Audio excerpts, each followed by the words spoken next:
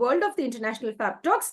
International Fab Talks is all about bonding, networking, collaborating, and connecting with the right kind of people across the world. The unsung heroes, the professionals, the non-professionals. It could be the entrepreneurs, the business owners. It could be anybody other than religion and politics. A lot of bonding across all platforms across the world. So what we focus here is on creating awareness and building beautiful ties to collaborate, network, and to make each other feel at comfort and at ease. So friends, you must be wondering as to why I'm saying all of this. We have a wonderful friend joining us all the way from Haryana. She's a lovely person. She's into the educational sector for the past 30 years. She is none other than our celebrity guest for today. She is Srimati Vijay Lakshmi. Let me put that right. We have a wonderful celebrity guest. She is none other than Srimati Vijay Lakshmi. आज जानेंगे श्री विजय लक्ष्मी के बारे में, उनके जिंदगी के बारे में, उनके विचारों के बारे में जानेंगे। आज हमारे मंच पर आए हैं श्रीमती विजय लक्ष्मी, उनके बारे में जानेंगे, उनके सोच विचारों के बारे में जानेंगे और क्या सीखने को मिलेगा आज हमारे गेस्ट से, वो बड़ी बात है। तो चलिए, we will welcome our celebrity and guest for today. नमस्ते ma'am and thank you for joining us. नमस्कार। नमस्कार, बहुत बहुत धन्यवाद मैम, आपने हमारे मंच पर आए हैं, बहुत बहुत धन्यवाद। आज हम ये जानेंगे आपके मन में क्या बातें हैं, क्या अच्छी बातें हम सीख सकते हैं आपसे। बहुत सारे प्रश्न हैं हमारे पास जो जवाब हम आपसे चाहते हैं। आप हमारे लिए किस तरह हम सभी को जागरूक कर सकते हैं, क्योंकि आजकल देखा गया बहुत सारे लोग कष्ट में अपने जिंदगी को बिता रहे, दुख में, उससे बाहर कैसे निकले, खुशी से अपना जिंदगी कैसे आगे ले जाना है, वो सभी अच्छी बातें आपसे सीखेंगे आज। मैं पहले आपका प्रोफाइल शेयर करूंगी, उसके बाद में सेशन स्टार्ट करेंगे ma'am. Yes, dear. So, dear friends, I go ahead and share ma'am's profile. I go ahead and share the profile of our celebrity and guest, as I do that always on the International Fab Talks. And today I'd love to share the celebrity's profile today. She is none other than Srimati Vijay Lakshmi. She is from Haryana. She has 30 plus years in the educational sector. She's been working in the Government Girls High School, that is in Haryana, located in a place in Haryana. She loves teaching, she loves social service, and she works for the Beti Bachao and Beti Padhao Andolan. That is Beti Bachao, Beti Padhao. So don't kill your daughters, educate them. That's really nice. And whenever she has connection with the parents, or she entertains a parents meeting where she would love to train the parents or guide them and suggest the parents to look after the children in the right way. And also she has been working very hard during the COVID times. During the COVID times, she conducted a lot of classes online, and she gave a lot of worksheets and certification for all the students during the COVID time. She really learned the technique of online connecting with the students. And another important thing is she doesn't only consider studies as important. सिर्फ पढ़ाई मुख्य नहीं है, मानसिक मनोबल, they say मानसिक मनोबल, they say, or they say the mental health, the emotional well-being is of most importance. That's what she says, that she focuses on mental health and emotional well-being. And apart from that, she loves to give importance to extracurricular activities. She has also been conducting a lot of online dance classes for students, enabling them to show their talent and skill. She also focuses on the Bharat Swachh Abhiyan, and she would love to see the school neat and clean. Not only the school neat and clean, the entire area where she is, she'd love to see it neat and clean. To add more to that, the government of India and various organizations in the society have valued the presence of Srimati Vijay Lakshmi. They have given a lot of value to her, and they have given her a lot of certificates and a lot of gifts. Now, let me just share how many gifts she has received. I just go ahead and share that she has received more than let me put it right. She has received more than 500 shields and roundabout, if I could put that all right, 2,300 certificates, both online and offline. She's a wonderful author. She loves to write. She has written more than 350 plus poems, which have been, published in the magazines, in various magazines and print media. It has been published. She loves to write. She's a great author. She has written many books, and she loves reading, writing, and speaking about all the positive things in life. So let's celebrate her journey today on the International Fab Talks. I'm sure, friends, you will find her quite interesting, because even at this age, she is very energetic, very powerful, and she would love to see a change in India, as she believes the power of women will definitely transform the entire world in the right way. जी ma'am, बहुत बहुत धन्यवाद। आप हमारे लिए थोड़ा सा वक्त निकाल के आए हैं, बहुत बहुत धन्यवाद। पहला प्रश्न हम ये जानना चाहेंगे आपसे नारी शक्ति के बारे में, क्योंकि आप एक अच्छा रूप है नारी शक्ति का। आपने 30 साल से ज्यादा काम कर चुके हैं पढ़ाई में, बच्चों को पढ़ाने में, और आप अच्छे एक लेखक भी हैं और बहुत समाज सेवा भी करते हैं। आज तक आप कर इतना सब कर पाए हैं। ये सब आसान नहीं है, मुश्किल है। मैं आपका जगह में अगर रहती, मैं नहीं कर पाती। बहुत सारी औरतें मेरी तरह है जो आपके जैसा नहीं कर पाते ये पूरे काम। एक लेखक बनना, एक अध्यापिका रहना, समाज सेवा करना, धर्म के प्रति you know I mean what can I put that right, धर्म को आगे लेके जाना है, इन द सही रास्ते पे सही राह दिखाना। जो बच्चों को धर्म के बारे में नहीं मालूम है, वो पूरे आपने बहुत अच्छी तरीके से आज तक करके आ रहे हैं। ये सब कैसा संभव है? इस नारी शक्ति का राज आप में कैसे आया और कब? Over to you. सबसे पहले तो आप सभी को मेरा नमस्कार। जैसा आपने क्वेश्चन किया है, नारी नारी वही होती है जो अपने आप में एक संपूर्ण होती है, जिसके अंदर सहन शक्ति होती है। जिस औरत के अंदर सहन शक्ति नहीं होती है तो वो आगे नहीं बढ़ पाती। संघर्ष कीजिए लेकिन सहन शक्ति के साथ। अगर हमें कोई परेशानी आती है तो उसमें झुंझलाहट मत लीजिए, उसको आसानी से सोचिए। सोचते हैं तो हमारे दिल के अंदर खुद ही हमारे आंसर आ जाते हैं और हम आगे बढ़ पाते हैं और हमें एक हौसला मिलता है। तो मेरा मानना यही है कि एक औरत के लिए या किसी के लिए भी कह लीजिए, यहाँ पर कुछ भी करना असंभव नहीं, संभव है। कहते हैं ना कि जरा हौसले से पत्थर उछाल के देखिए, आसमान में भी छेद हो सकता है। तो हमें अपना हौसले से डगमग नहीं होना चाहिए, गिरना नहीं चाहिए। और अगर बाय द वे हमारे अंदर दिल के अंदर कुछ घबराहट होती है, झुंझलाहट होती है, तो हम जिसे भी देवता को या अपने माँ-बाप को, जिसको भी हम अपना पथ प्रदर्शक मानते हैं, उसको याद कर लीजिए, तो हौसला अपने आप ही आ जाएगा। जैसा कि आपने क्वेश्चन किया है, तो नारी स्वयं में ही एक प्रतिमूर्ति है सहन शक्ति। आप हमारे देवताओं को भी देख लीजिए, हमारी देवियाँ हैं उनको भी देख लीजिए, वो तभी गुस्सा करती है जब सीमा हाथ से पार हो जाए। गुस्सा भी कीजिए लेकिन उसके अंदर आप अपने सोच को मत हिलने दीजिए, सोच अपनी कायम रखिए, तभी हम आगे बढ़। जी मैडम, आपने बहुत अच्छी तरीके से समझाया हमें। सहन शक्ति, औरत का बल जो है सहन शक्ति है, और सही राह पर जा सकती है अगर उनका डर निकल गया अंदर से, जो डर है। लेकिन मैं ये पूछना चाहती हूँ मैम आपसे, बहुत सारी औरतें जो है, हमारी बहनें जो हैं, डरते हैं बाहर कदम रखने के लिए, या एक रिस्क लेने के लिए, या कुछ नया ट्राई करने के लिए जिंदगी में। आपको देखकर बहुत लोग सीख सकते हैं, बहुत बहनें सीख सकते हैं। आप आगे कैसे आए, समाज सेवा करते हैं, भारत स्वच्छ आंदोलन में आप भाग ले चुके हैं, बेटी बचाओ आंदोलन में भाग ले चुके हैं, और एक अच्छे लेखिका भी हैं। ऑनलाइन क्लासेस लेते हैं, ऑफलाइन क्लासेस लेते हैं, पेरेंट टीचर्स मीटिंग रखती। तो ये सभी आप बहुत स्मूथली करते हैं, आप आसानी से करते हैं। तो वो आसान दिखेगा बाहर, लेकिन अंदर कितना मेहनत कर रहे हैं वो आप ही जानते हैं, कितना मेहनत से आप आगे आ चुके हैं यहाँ तक। तो ये क्वेश्चन, सवाल ये है, जो औरत डरती है तो आगे नहीं बढ़ पाती। तो डर के बारे में आप कुछ समझा सकते हैं कि भाई डर को कैसा मारना है, और आगे आकर समाज में एक अच्छा नाम कमाने का कोशिश करने के लिए एक अच्छा मैसेज दीजिए, संदेशा दे दीजिए। आपका क्वेश्चन बहुत अच्छा है, लेकिन जब हमारे दौर में था तो उस टाइम तो देखिए लड़कियों को बाहर नहीं निकलने देते थे, डराते रहते थे। लेकिन आज के दौर में काफ़ी फ़र्क है। लड़कियाँ बाहर निकलती हैं। हाँ, भाई ये माहौल को देख के कई बार ऐसा हो जाता है कि हम एक-दूसरे को देख के अपने अंदर हीन भावना ले आते हैं और हीन भावना से ही हमारे अंदर डर पैदा होता है। तो हमें दूसरे को देख के सीखना चाहिए, उसकी गलतियों से भी हमें सीखना चाहिए। हमारा डर तभी बाहर निकल सकता है कि जब हम अपने अंदर कुछ करने का जज़्बा रखते हैं। अगर हम डरेंगे तो हमारे अंदर वो जज़्बा कायम नहीं होगा।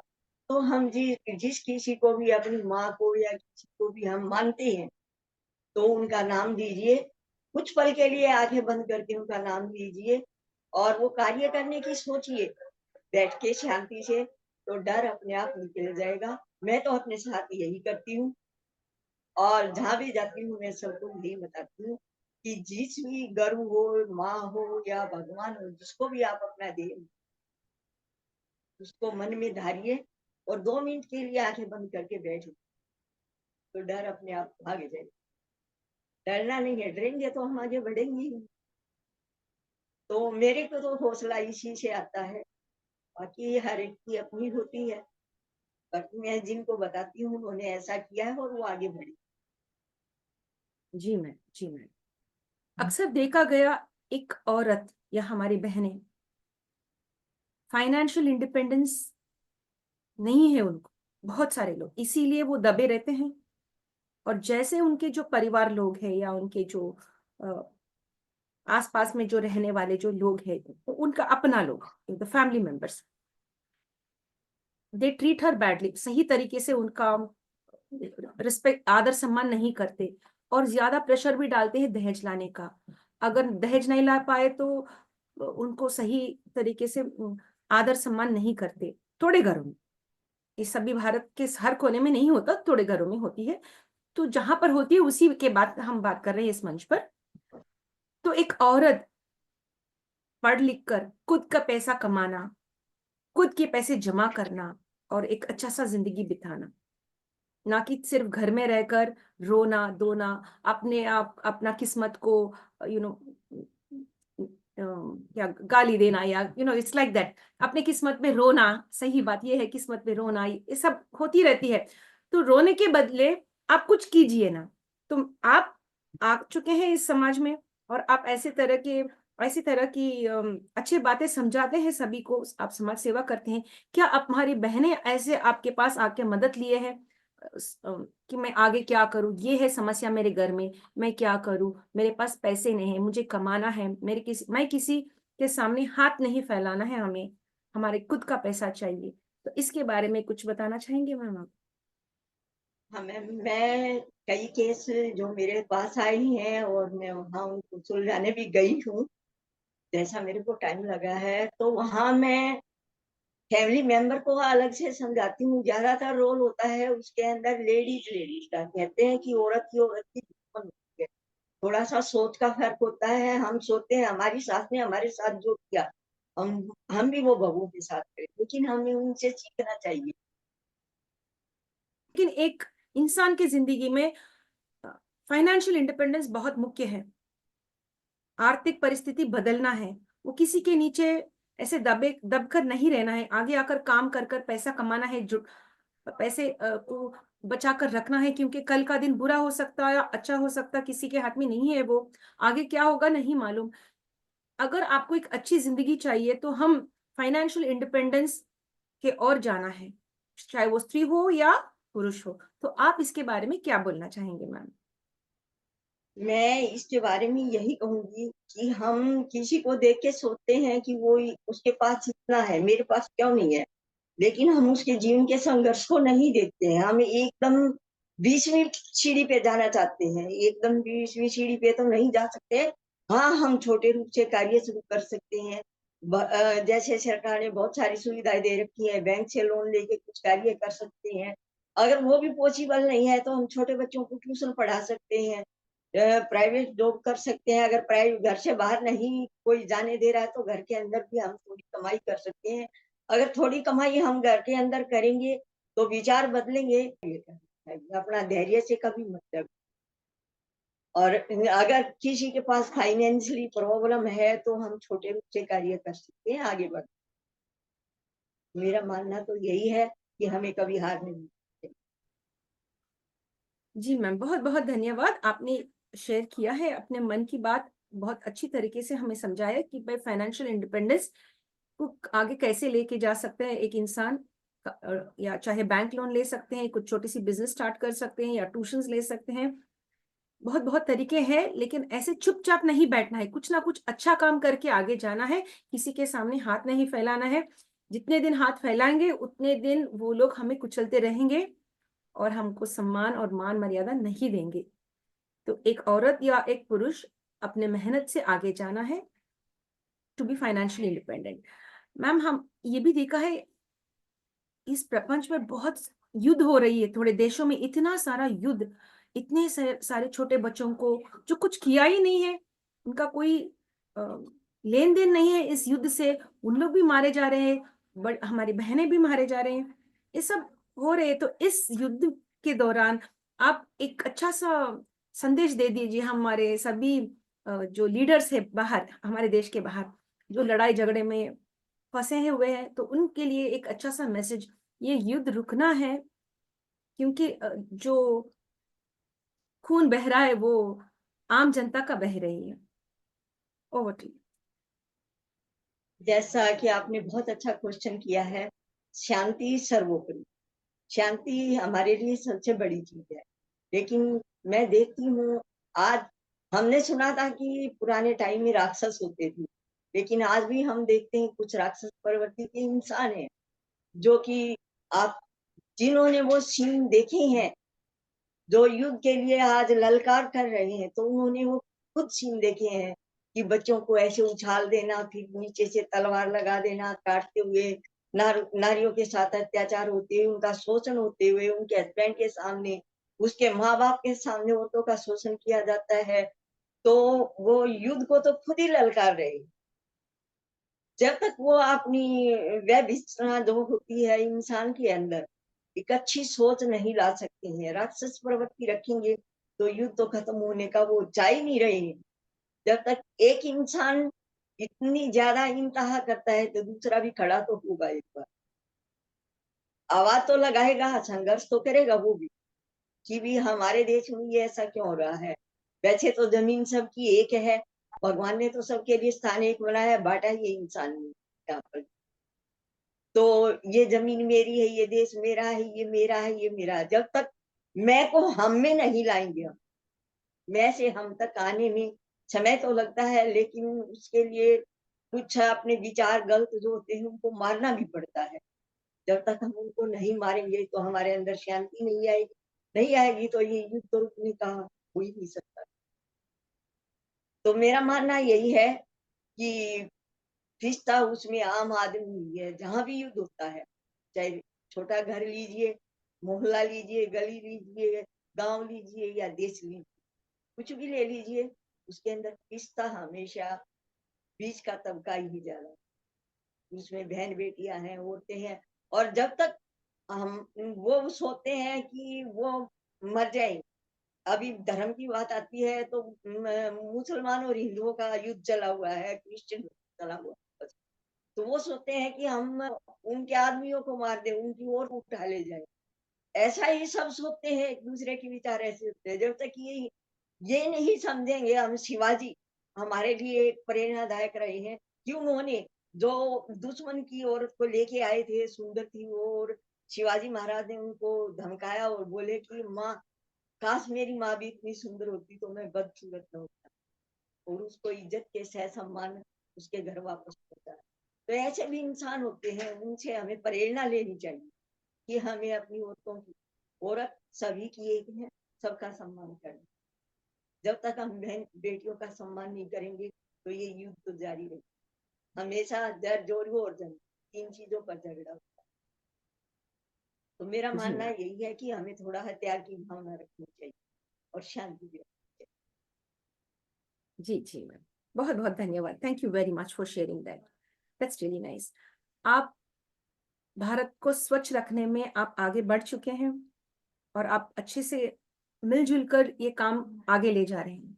लेकिन देखा गया है पूरे भारत को लेके, हम अगर बात करें, बहुत सारे लोग सच्चे दिल से भारत को स्वच्छ नहीं रख रहे, खाए वो कवर फेंक दिए, या कुछ पान चबाए उसको थूक दिए, वॉशरूम जाना है तो कहीं जाके बैठ गए, बस ऐसे हो गया। तो हम कंप्लेन तो करते हैं, लेकिन खुद आगे आकर मेहनत करके हम अपने हाथों से अपने मन को, यू नो, अपने मन से पूरे श्रद्धा से हम भारत को साफ नहीं रख रहे। हमारे मोदी सरकार ने कहा भारत स्वच्छ रखिए, भारत स्वच्छ अभियान चल रही है, तो आप इस कार्य में उतर चुके हैं, तो आप अपनी तरफ से क्या-क्या कर रहे हैं मैम? और क्या संदेश देना चाहेंगे सभी भारतीयों के लिए अपने देश स्वच्छ रखने के लिए? क्योंकि बाहर देशों को देखा बहुत-बहुत स्वच्छ है, वेरी क्लीन एंड नीट। अपना भारत देश सब कुछ चलता है, सब कुछ लाइट ले लेते हैं, एन्जॉय करते हैं, सब कुछ लाइट ले लेते हैं। थोड़ा-सा सीरियसनेस लेके अगर हम भी आगे आके हमारे देश को स्वच्छ रखें, तो ये बहुत बड़ी बात होगी। आप क्या कहना चाहेंगे जी इसके बारे में? आपका बहुत अच्छा क्वेश्चन है। अगर स्वच्छ भारत की तरफ हम ध्यान देंगे, तो हमें वातावरण भी शुद्ध मिलेगा। अभी मैं इसके लिए सबसे बड़ा पॉइंट तो यही लेके आऊँगी कि ज़मीन एक्वायर की जाती है, तो वो बंजर भूमि की जाती है। लेकिन हमारे देश में मैं देखती हूँ कि हरियाली वाली ज़मीन जो है, उसको एक्वायर किया जाता है और उसके अंदर पक्की सीमेंटेड चीज़ें बना दी जाती है, पेड़-पौधे काट दिए जाते हैं। जितने हम पेड़-पौधे काटते हैं, उतने हम लगा नहीं पाते हैं। पहला पॉइंट तो मेरा यही है कि बंजर भूमि को एक्वायर किया जाए, हरी-भरी भूमि को एक्वायर नहीं किया जाए। और अगर एक्वायर करते हैं, उससे पहले उतने पेड़ कहीं और पे लगाए जाएँ, जितने हम काट रहे हैं। चाहे इसमें सरकार का काम कह लीजिए या हमारा कह। दूसरा पॉइंट मेरा यही है कि हम सोचते हैं मोदी सरकार सरकार भेजेगी सफाई के लिए, हम क्यों करें? लेकिन मैं अपना ही उदाहरण देती हूँ, किसी और का उदाहरण नहीं देती हूँ। मेरे स्कूल के अंदर न चौकीदार था, न पानी वाला था, कोई भी नहीं था। तो जैसे अब बच्चों को गंदगी मेरे को पसंद नहीं है और गंदगी में बैठना भी मेरे को अच्छा नहीं लगता है। तो मैं जाती थी स्कूल के अंदर, शाम को भी झाड़ू लगा के आती थी, खुद लगाती थी। मेरे को देख के बच्चे भी स्वयं खड़े हो जाते थे, मैम हम लगाएँगे, पेरेंट्स भी, अरे मैम आप इतनी बड़ी प्रिंसिपल हो और आप झाड़ू लगा रहे हो, हम लगाएँ। कोई बात नहीं, मंदिर में भी तो लोग झाड़ू देते हैं। मैं ये सोच रही हूँ मैंने अपने घर के 2 कमरे और साफ कर दिए, मैं इससे कोई फ़र्क नहीं पड़ता। बैठेंगे तो साथ में ना, गंदगी में तो नहीं बैठेंगे। तो मैं खुद झाड़ू अपने स्कूल के अंदर लगाती थी, लेकिन पेरेंट्स भी मेरे को देख के फिर मेरे साथ लग जाते थे। तो उन्होंने भी मेरे से सीखा, वो कहने लगे हमने आपसे सीखा है, हम है ना सुबह उठते हैं और पूरी गली को साफ करके आते हैं। अच्छी बात है, जब आप इतने बड़े हो के इतना काम कर सकते हो, तो हम आपसे सीख रहे हैं। तो मेरा मानना यही है कि हम खुद लगे, इसमें शर्म वाली कोई बात नहीं। हम लगेंगे तो और भी बेहतर। तो इसमें सरकार का दोष नहीं है, सरकार सुविधा दे सकती है, लेकिन करना तो हमें है। तो हमें एक-दूसरे के दरवाजे पर कूड़ा नहीं फेंकना चाहिए। डस्टबिन रखे हुए हैं, डस्टबिन में डालिए। और ये भी देखा है मैंने, कुछ नशे के कारण डस्टबिन उठा ले जाते हैं नशेड़ी, तो बोलते हैं हम कूड़े, अरे थैली में डालिए, किसी में डालिए, जला दीजिए, दबा दीजिए। और आजकल तो गाड़ियाँ स्वच्छ भारत अभियान की हर मोहल्ले में आती है, तो सुबह उसमें भी डाल सकते हैं इकट्ठा करके। तो मेरा मानना यही है, इसके ज़िम्मेवार हम ही हैं, हम मिलकर इसको स्वच्छ रखना होगा। जी मैम, बहुत-बहुत धन्यवाद। Thank you very much for sharing that. अभी आप पेरेंट्स से जुड़े भी हैं, पेरेंट्स मीटिंग रखते हैं, तो इस मीटिंग में आप क्या बात करते हैं? क्या समझाते हैं पेरेंट्स को? समझाते हैं या सलाह देते हैं? क्या करते हैं और उन लोग कैसे रिएक्ट करते हैं? अगर आपने कुछ शेयर किया, कुछ समझाया उनको, तो उन लोग कैसे रिएक्ट करते हैं? क्या सचमुच में बदलाव आती है उनमें या बस सुन के चले जाते हैं? जी। सबसे पहले तो मैं यही कहूँगी कि जो हमारे स्कूलों के अंदर बच्चे आते हैं, वो गरीब घर से आते हैं, उनके माँ-बाप बाहर फैक्ट्रियों में काम करते हैं। तो मैं उनका टाइमिंग ऐसा रखती हूँ, चाहे ऑनलाइन मीटिंग हो या ऑफलाइन हो, टाइमिंग ऐसा रखती हूँ पूछ के कि उनको सुविधा हो। जैसे वो बोलते हैं हम 10 से पहले आ सकते हैं, तो मैं 10 से पहले का टाइम, तो ज़्यादा से ज़्यादा पेरेंट्स आए। और उनको पहले तो मैं बच्चों के बारे में पूछती हूँ कि भैया आपको कोई शिकायत हो तो आप बताइए। हमारे स्कूल के प्रति, हमारी पढ़ाई के प्रति कोई शिकायत हो तो आप बताइए। तो वो कहते हैं कि मैम हम आपसे संतुष्ट हैं, हमें कोई शिकायत नहीं। फिर मैं कहती हूँ कि मुझे आपसे शिकायत है, आप अपने बच्चों को साफ-सफाई से नहीं भेजते हो। मैं मानती हूँ आप गरीब हैं, आपके पास इतना पैसा नहीं, लेकिन नहला-धुला के तो भेज ही सकता है इंसान, पानी तो घर के अंदर है। तो ऐसे समझाने से सभी पेरेंट्स मान जाते हैं। और फिर मैं उनको अच्छी बातें बताती हूँ, भई सुबह उठ के आप ऐसे करोगे तो बच्चे भी सीखेंगे। आप अपने बड़ों का सत्कार करेंगे तो ये भी सीखेंगे। तो नैतिक शिक्षा भी मैं उन तक पहुँचाती हूँ। मेरा मानना है कि हम टीचर्स स्कूल के अंदर बहुत सारी पेरेंट्स मीटिंग लेके समाज सुधार की बातें कर सकते हैं, और वो मैंने किया है। और पेरेंट्स ने मेरी हर जिस भी स्कूल में रही हूँ, मेरी बातें मानी। तो उनका भी मैं धन्यवाद करती हूँ मानने के लिए। जी जी, बहुत बहुत शुक्रिया, thank you very much Vijayalakshmi ma'am. अभी हम खाना के बारे में बात करेंगे, अन्न के बारे में। बहुत वेस्टेज होता है जब शादी होती है, बड़ी सी फंक्शन हो जाती है, बहुत सारा खाना वेस्ट में चले जाता है। तो थोड़े ऐसे शादियों में इतना सारा क्या, सच अ लॉट ऑफ फैनफेयर, इतना सारा। आप कुछ कहना चाहेंगे या? नहीं, बीच में आपकी आवाज डाउन हुई। जी जी जी जी। तो अक्सर हमने देखा गया बड़े बड़े शादियों में इतना सारा खाना वेस्ट हो जा रही है, और बाहर देख के हम बहुत सारे लोग भूखे और प्यासे मर जा रहे हैं बाहर। तो इतना सारा खाना, एक वैरायटी नहीं, 20 के ऊपर, तो एक इंसान कितना खा पाएगा? इतने सारे वैरायटी खाना रखकर इतना शो ऑफ करना वहां पर कि हम आपसे भी बढ़ के हैं, हमारा फंक्शन आपसे भी बढ़ के हम फंक्शन बना रहे हैं। तो इसके बारे में आप कुछ कहना चाहेंगे? आपका मन में क्या है? ठीक है, इतना तो कर रहे हैं, लेकिन समाज सेवा भी करना है, समाज के और भी थोड़ा सा ध्यान देना है। जो अभी ऊपर नहीं उठ पा रहे, आ पाए, उनका भी थोड़ा सा दिल में रखना है, उनका भी मदद करना है। तो इतना वेस्ट ना करके हम इस और भी इंसानियत की ओर भी थोड़ा सा झुक कर उनका भी हम मदद करें, तो ये अच्छी बात रहेगी। वो मेरे मन में ये बात है। तो आप क्या कहना चाहेंगे इसके बारे में?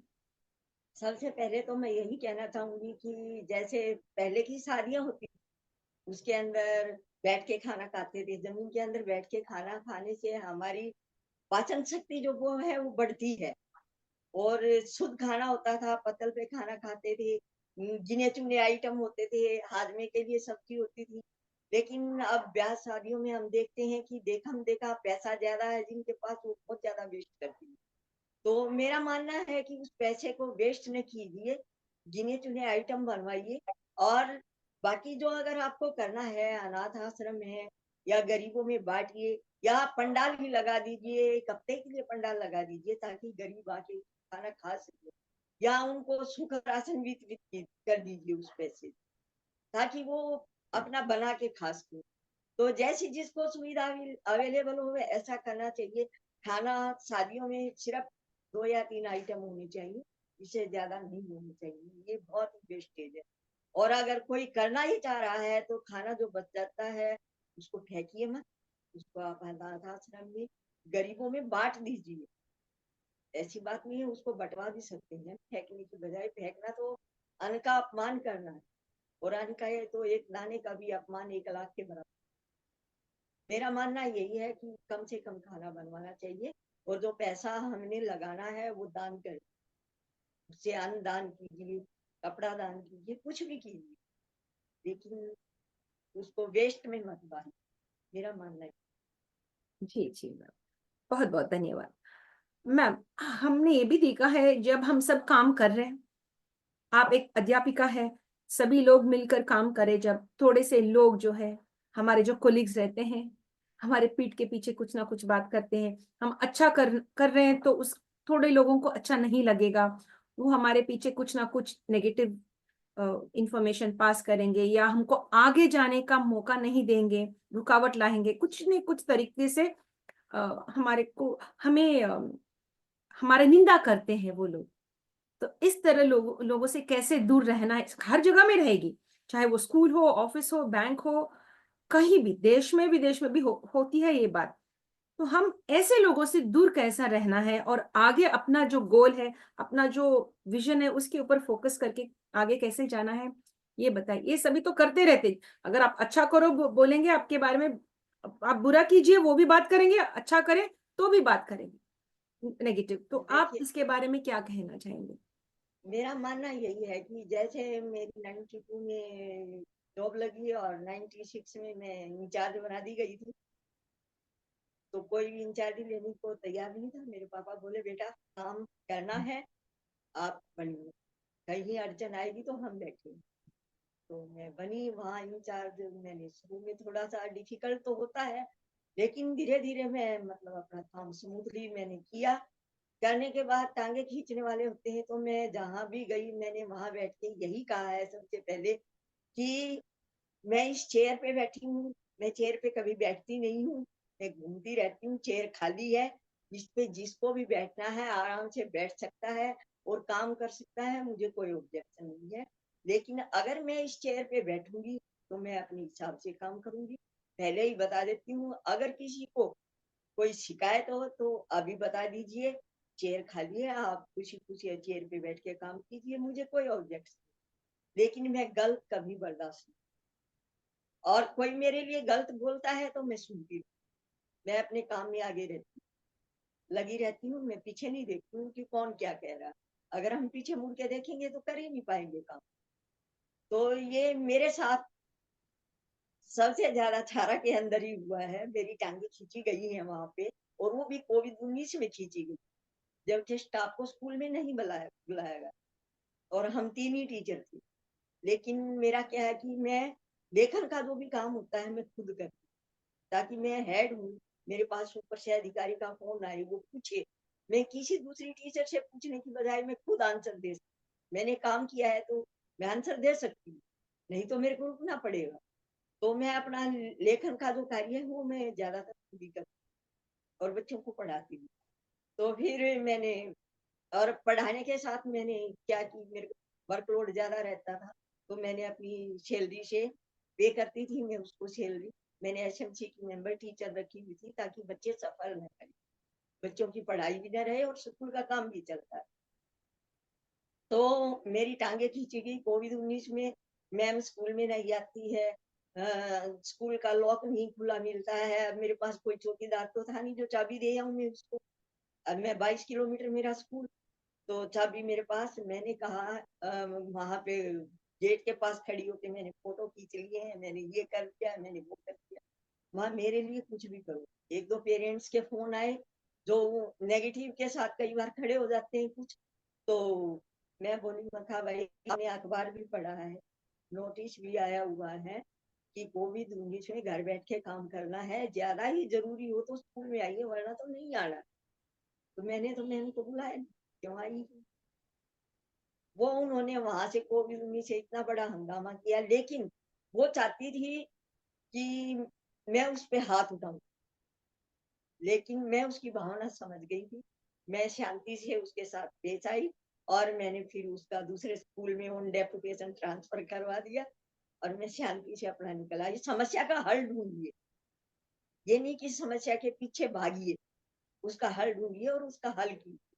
तो मैंने बड़ी शांति से उस हल को किनारा करके, ना मैंने लड़ाई की, ना मैंने झगड़ा किया, मैंने कुछ नहीं किया और शांति से मैं अपना काम करती रही, आगे चल पीछे मुड़ के ना मैंने उनकी बातों पे ध्यान दिया।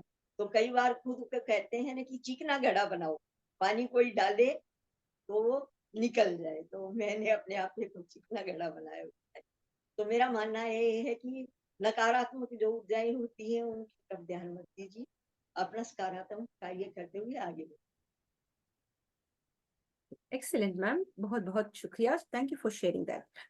मैम, हमने अक्सर देखा है बच्चे जो स्कूल आते हैं, छोटे बच्चे कभी कभी बहुत दुख अपने दिल में और अपने मन में रख कर आते हैं। पूछिए क्यों?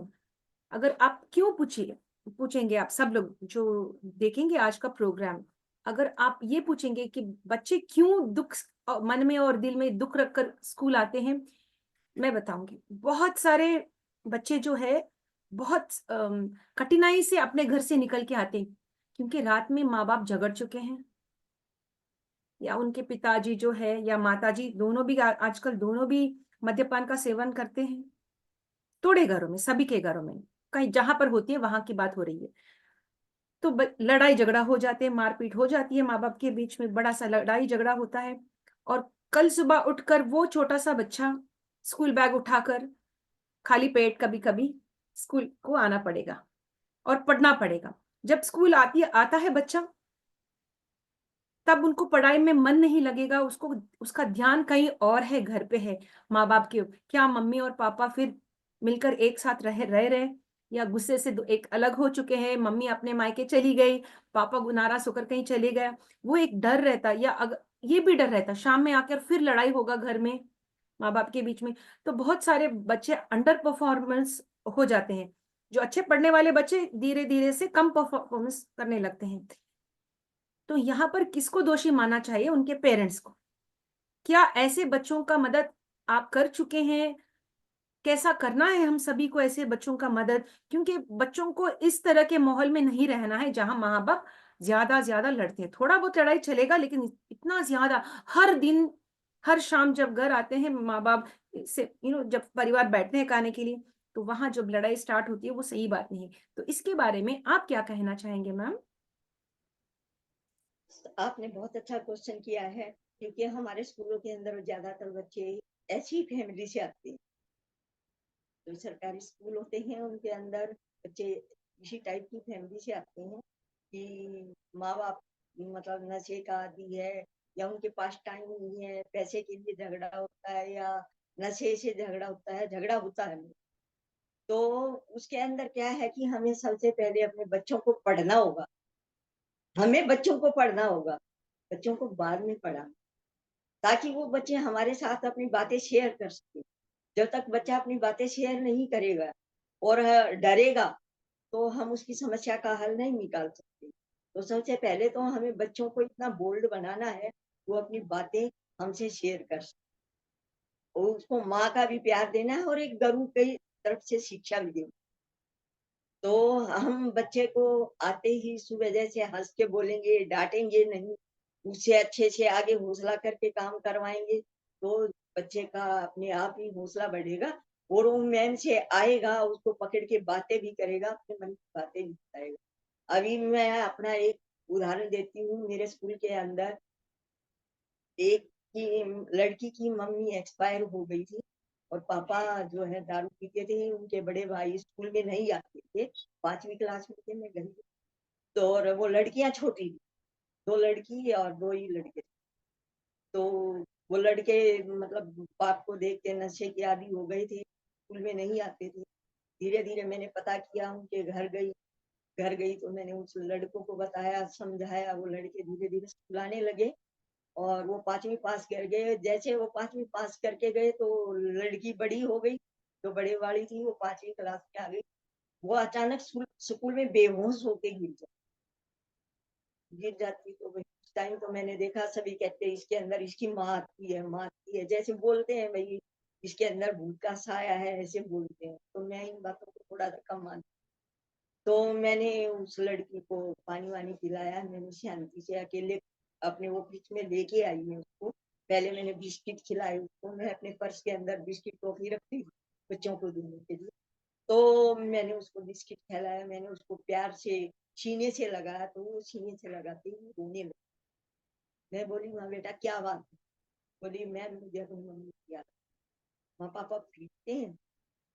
वो थोड़ी देर तो चुप रही, लेकिन धीरे धीरे फिर उसने अपनी सारी बातें बताई। पापा अपने दोस्तों के साथ ना, हमारा एक ही कमरा है, और दारू पीते हैं, और अगर हम सो जाते हैं तो हमें मारते हैं, खाना नहीं देते हैं। तो मैं बोली, हाँ ठीक है बेटा, आज के बाद है ना तेरे पापा से मैं बात करूंगी। मैम आप मेरी बात बताना, वरना तो मैं कहा मैं आपका नाम नहीं लूंगी, इस तरह बात करूंगी कि मैं घर गई हूँ तुम्हारे, और वहां से पता लगा। तो मैं 1-2 राउंड लगा के आई, पड़ोस से पूछ के आई हूँ, ताकि बच्ची की पिटाई ना हो। तो फिर मैंने उसके फादर को बुलाया तो वो आए। वो उस टाइम भी नशे में, इस टाइम मैंने किया। मैं बोली, माँ पहले तो आप ये बताइए, आप जिस स्कूल के अंदर आप नशा करके आए हो, क्या ये अच्छी बात है? माँ स्कूल क्या है? इतना तो वो समझदार था, बोला मंदिर है। माँ मंदिर में दारू पी के आते हैं? नहीं मैम गलती हो गई, माफी मांगी उन्होंने। मैं बोली, माँ आप बात सुन, ये आपकी दोनों बेटियां हैं, इनको मैंने बेटी माना है, और आज के बाद अगर इन लड़कियों की आंखों में आंसू आए, डर आया, ये नहा के नहीं आई, तो आपको जेल में करवाऊंगी। आप दारू पी के आ रहे हो, मैंने उसको झूठ बोला, मैंने आपकी वीडियो बना रखी है, और मैं ये डीसी सर के पास पहुंचाऊंगी, और आप उठोगे नशे की।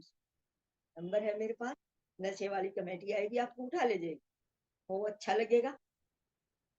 वो धीरे-धीरे जैसे हफ्ता 10 दिन में मेरे पास आता, बैठता, बतलाता, तो धीरे-धीरे उसकी दारू पीनी कम हो गई। तो फिर मैं लड़कियों का खाना भी पैक करवा के देती। स्कूल में जैसे मिड डे मील बनता था, तो उनको वहाँ खिला भी दे देती और घर का भी दे। तो धीरे-धीरे वो लड़कियाँ अब 8वीं क्लास में हैं, अब भी उनके फ़ोन आते हैं, मैम हम आपका शुक्रिया अदा करते हैं कि आपने हमारे पापा को सही लाइन खिला दी। नशा तो करते हैं लेकिन अब उतना नहीं है, कम कर। माँ बेटा कोई बात नहीं, आप हमारी बिटिया ही। तो हम समझाना चाहे तो समाज को कुछ समझा भी सकते। मेरा मानना यही है कि हमें खुद खड़ा तो होना पड़ेगा। बच्चों के साथ भी जुड़ना पड़ेगा और पेरेंट्स के साथ, तो हम काफ़ी सुधार कर सकते thank you ma'am, thank you for sharing that, thank you very much, बहुत बहुत धन्यवाद। मैम हमने ये भी देखा है बाल शोषण होते हुए। बहुत सारे लोग ऐसे हैं जो ऊपर ऊपर अच्छा बात करते हैं लेकिन उनके मन में खोट है, छोटे बच्चों का फायदा उठाते हैं और 11 12 13 साल के या उस उम्र के बच्चों के साथ बाल शोषण करते हैं और थोड़े बच्चे प्रेग्नेंट भी हो जाते हैं।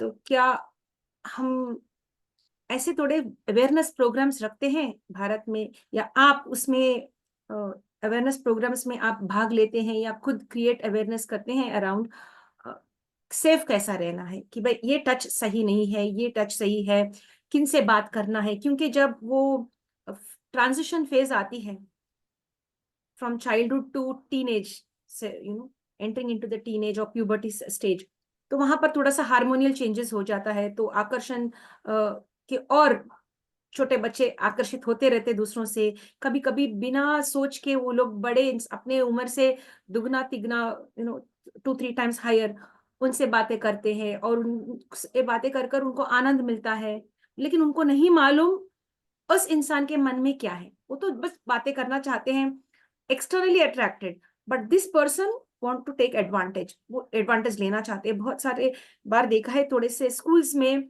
थोड़े से जो मास्टर जीस है या प्रिंसिपल्स है, वो लोग ऐसे नादान बच्चों पर अत्याचार कर चुके हैं और उनको बहुत नुकसान पहुंचा दिए। तो इसके बारे में आप क्या कहना चाहेंगे?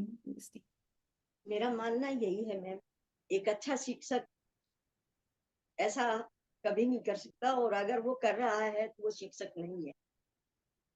वो शिक्षक नहीं है, वो इस लायक नहीं है कि वो उस चेयर पर बैठ के बच्चों को क्या दे सके। मेरा मानना यही है। और नंबर 2 बात मैं यही कहूँगी कि हमें बच्चों को अपने घर के अंदर ऐसा माहौल देना चाहिए, उनके साथ एक दोस्त का रूप भी अपनाना चाहिए।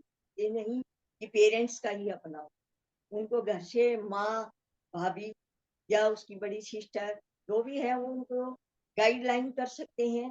टीचर तो स्कूल में करेंगे ही, सिखाते भी हैं, कैंप भी लगते हैं, उनको बताते भी हैं, वही टच वुड, बैड वुड कैसा होता है, तो ये हमें उनके लिए थोड़ा-सा हमें भी बताना पड़ेगा, शिक्षकों को भी स्कूल में जागृत करना होगा, लेकिन घर में माँ-बाप को उनको प्रेमपूर्ण व्यवहार देना चाहिए। ज़बरदस्ती कोई चीज़ नहीं थोपनी चाहिए, उनको सिखाना चाहिए।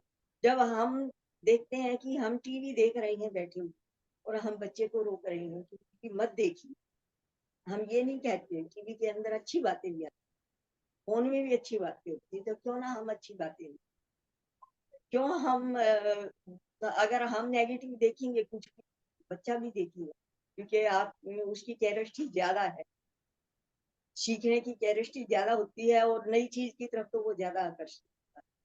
और वो कहते हैं ना कि छोटा बच्चा गंदी हरकतें जल्दी सीखता है, अच्छी देर से सीखता है। तो हमें पहले तो अपने घर के माहौल को सुधारना, जब तक हम बच्चे के साथ एक प्रेमपूर्ण वातावरण नहीं देंगे, व्यवहार नहीं रखेंगे, तो बच्चा अपने मन की बात नहीं कह पाएगा तो वो डरेगा। डरेगा तो कल कोई बाहर प्यार से उसको बोलता है तो वो उस तरफ जाएगा। तो पहले तो हमें अपने घर का माहौल सुधारना होगा, बच्चे को प्रेमपूर्ण वातावरण देना होगा। फिर स्कूल के अंदर हम आते हैं तो हमें भी बच्चों को सिखाना पड़ता है, वीडियोज़ भी दिखानी पड़ती हैं, भई ये हमारे पार्ट्स हैं, ये आपके पार्ट्स कोई छूता है तो आप शिकायत कीजिए, चिल्लाइए, बोलिए, चुप मत रहिए। तो ऐसे हम बच्चों को आगे सिखा सकते, छोटे लेवल से ही हम बड़े लेवल तक जाते हैं। और जब बच्चा छठी सातवीं में आ जाता है तो खुद ही सीख जाता है सभी बात, लेकिन छोटे बच्चे इतना नहीं जानते, उनको ज्यादा सीखा। तो मेरा मानना यही है कि हमें बच्चों को ये छोटी छोटी बातें सिखाएं कि कौन सा पार्ट हमारा कौन छेड़ रहा है, किसी की बातों में नहीं आना, ऐसे कोई प्यार से बोलता है तो उसके साथ नहीं जाना। तो ये छोटी छोटी बातें हैं जो आगे जाके बड़ी हुई। तो ये हमें इनसे बच्चों को सिखा के मेरा मानना है। जी जी जी, धन्यवाद ma'am, thank you so much. Ma'am हम अभी इसके बारे में बात करना चाहेंगे, अगर कोई स्टूडेंट है आसपास, चाहे अपने स्कूल के हो या किसी और दूसरे स्कूल के हो, या कहीं भी भारत देश में या बाहर देश में, अगर स्टूडेंट्स हैं वहां पर और उनके साथ कुछ हुआ है, बुरा हुआ है, और वो अपने मन के बात किसी के पास आके शेयर करना है, किसी को बोलना है ना, अंदर ही अंदर घुट के मरे। थोड़े बच्चे क्या है, सुसाइड भी कर लेते हैं वो डर के मारे कि लोग क्या कहेंगे, माँ बाप डांटेंगे, अध्यापक डांटेंगे, ऐसे या समाज क्या कहेगा, मेरा नाम बदनाम हो जाएगा, उससे पहले मैं मर जाऊं। तो ज्यादा बच्चे जो है आत्महत्या कर लेते हैं। तो आत्महत्या के और नहीं जाना है, आप आके हमसे बात कीजिए, इस समस्या का हल हम कर पाएंगे। चार जनों के पास नहीं ले जाएंगे उसको, यहीं पर उसको मिटा देंगे, वो जो जो भी है हम कंट्रोल कर पाएंगे, लेकिन कम से कम आप आगे आके तो हमें बताइए है कि आपका प्रॉब्लम, हम हैं यहाँ पर जो आपका मदद कर पाएंगे। तो ऐसा माहौल हम लोग क्रिएट करना है भारत में और बाहर देशों में भी। तो इसके बारे में आप क्या कहना चाहेंगे, आप कहाँ तक इसमें आप शामिल है, जो छोटे बच्चों को आप सही तरीके से उनका मानसिक स्थिति को समझ के उनको बचा चुके हैं और आगे भी करना चाहेंगे? Over to you. जैसा कि मैंने आपको बताया है, आप खुद की बताई है, और इसमें मैं यही चाहूंगी कि समाज को जागरूक करना है, क्योंकि हमारा समाज सोया हुआ है। हमारे धर्म के अंदर आप देखिएगा कि हम इन बातों को धर्म से जोड़ के चलते हैं अपने धर्म के, तो हमारे धर्म में ऐसे अत्याचार, ऐसे व्यवहार, बुरा व्यवहार हमारे धर्म ग्रंथों में कहीं भी नहीं लिखा गया। वहां पर चाहे बच्चा हो, बड़ा हो, बुजुर्ग हो, सबका सम्मान का अधिकार दिया गया है हमारे धर्म के। तो हमारा मानना यही है कि हमें अपने बच्चों को धर्म से जोड़ना पड़ेगा। धर्म से जुड़ेंगे तो वो आत्महत्या नहीं करेंगे, ना ही उनके मन में कुंठा आएगी कि हम ये ऐसा है वो वैसा है। क्योंकि हम ज्यादातर देखते हैं, हम एक दूसरे को देख कर ही, या कॉलेज में गए हैं, कोई प्यार से बोला, नशे का आदी कर दिया, अब उसके पास नशे के पैसे नहीं तो आत्महत्या वो भी कर रहे हैं। नशा भी इसका मुख्य कारण। तो उसके लिए हमें बच्चों को जुड़ के उनको समझाना पड़ेगा, अपने धर्म के साथ जोड़ना पड़ेगा। धीरे धीरे वो जुड़ेंगे, ऐसी बात नहीं है, जुड़ते हैं, धीरे धीरे जुड़ते हैं। तो मैं जैसे भी जाती हूँ कहीं भी, तो मैं पहले अपनी धार्मिक पुस्तक बच्चों को, बेटा ये पढ़ के बताओ इसमें क्या लिखा है। आपको मैं एक हफ्ते के बाद पूछूंगी इसके अंदर क्या लिखा है, और आपको ये इनाम दूंगी मैं। छोटे बच्चे इनाम पाके बहुत खुश होते हैं। मैं जी आपको जी ये इनाम दूंगी, आपको ये गिफ्ट दूंगी, उसकी पसंद का गिफ्ट दूंगी। तो वो पढ़ के बताएगा, पढ़ेगा, आज एक पेज पढ़ा, कल दो पढ़ेगा, किताब भी पढ़ेगा। तो पढ़ेगा तो उसको नॉलेज होगी, उसको जिज्ञासा भी होगी, और पढ़ना चाहिए। क्योंकि हमारा धर्म हमें कभी भी बोरियत नहीं करता, बोर करने वाला धर्म नहीं है। हम अपनी बुक जितनी भी पढ़ेंगे, हमारे पढ़ने की वो रुचि बढ़ेगी। तो मेरा मानना यही है कि हमें उनको धर्म के साथ जोड़ के आगे बढ़ना चाहिए। जैसा कि आज के टाइम में हम देखते हैं, कहते हैं कि बॉर्डर पे जवान, देश में किसान, और कॉलेज में हमारे बलवान आत्महत्या कर रहे। क्यों कर रहे?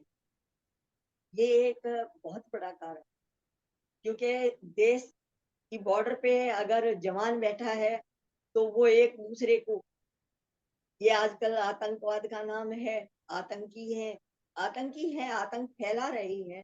तो उसमें कुछ निर्दोष भी मारे जा रहे हैं, और हमारे जवान भी, उनके भी मरते हैं, हमारे भी मरते हैं।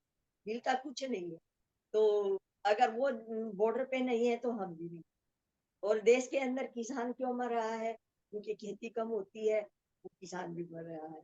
कॉलेज के अंदर बलवान हमारा जवान जो मर रहा है, वो नशे का आदी हो गया है या पैसे की कमी है या एक दूसरे को देख के ऐसे गलत रास्तों में चल के आत्महत्या कर रहे हैं, तो उनको हमें कॉलेजों में जाके कैंप लगा के उनको समझाना पड़ेगा।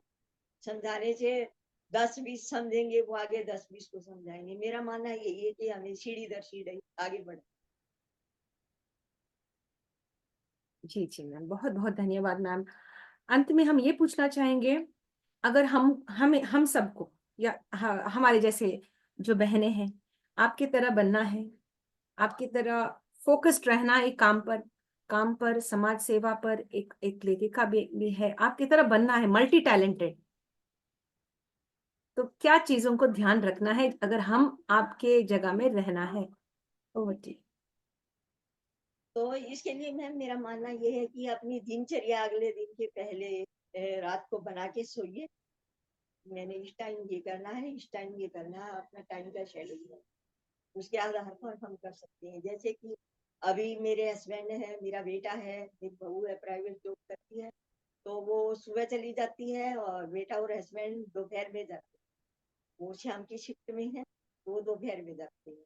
और पोता मेरा स्कूल से 2:30 बजे आता है, तो मैं 12 से लेकर 2:30 बजे तक अपना शेड्यूल बनाती हूँ। चाहे मैंने स्विमिंग करनी है, लेखन करना है, कुछ भी करना है, मैं उस 2.5 घंटे के अंदर, या फिर रात को करती हूँ जब सभी काम फ्री हो जाते, सभी बिस्तर में आ जाते हैं, दूध वगैरह दे देती हूँ शांति से बैठ के, या तब कर। तो अपना टाइम का शेड्यूल, कहते हैं ना कि हमें कुछ पाना है तो हमें कुछ खोना भी पड़ेगा, तो उसके लिए हमें थोड़ा समय तो अपना खोना पड़ेगा। और समय हमारी मुट्ठी में रेत की तरह है, जो कि गिर तो जाता है, वापस नहीं गिरता रहे, तो समय को हम पकड़ नहीं सकते। इसलिए समय पर हम अपना शेड्यूल बना के काम करें तो हम आगे बढ़ पाए। और काम वही कीजिए जिससे आपको, आपके मन को खुशी हो, वो और बेहतरीन काम। जी, बहुत बहुत धन्यवाद मैम। आप दोबारा हमारे मंच पर आना है और शेयर करनी है। बहुत बहुत अच्छी तरीके से आपने बात किया है। आप बड़े नेक दिल के हैं, बड़े साफ दिल के हैं, और हम सभी का भला चाहते हैं, ये हमने समझ लिया आप जब शेयर कर रहे थे। सभी का भला चाहते हैं, पेरेंट्स का, टीचर्स का, बच्चों का, समाज का। तो हमारे मन में ये अच्छी बातें हमेशा रहना है, हम सबको आगे ले जाए, हम भी आगे बढ़े और दूसरों को भी आगे ले जाए, और इस संसार में अच्छी अच्छी तरीके से मिलजुल कर रहना, वही सबसे बड़ी बात है। आपने आज सिखा दिया हमें मैम, बहुत बहुत धन्यवाद। Thank you so much. Stay connected and stay blessed. धन्यवाद जी आपका, धन्यवाद। आपने मुझे इस मंच पे बुलाया और मुझे सुना इतनी देर तक, इसके लिए धन्यवाद। Thank you. Thank you so much. I would like to thank ma'am for sharing her thoughts and views and make it very clear to all of us as to how we could be better human beings. And if at all you like what we have shared today on the International Fab Talks, we request you to share this video with the right kind of people.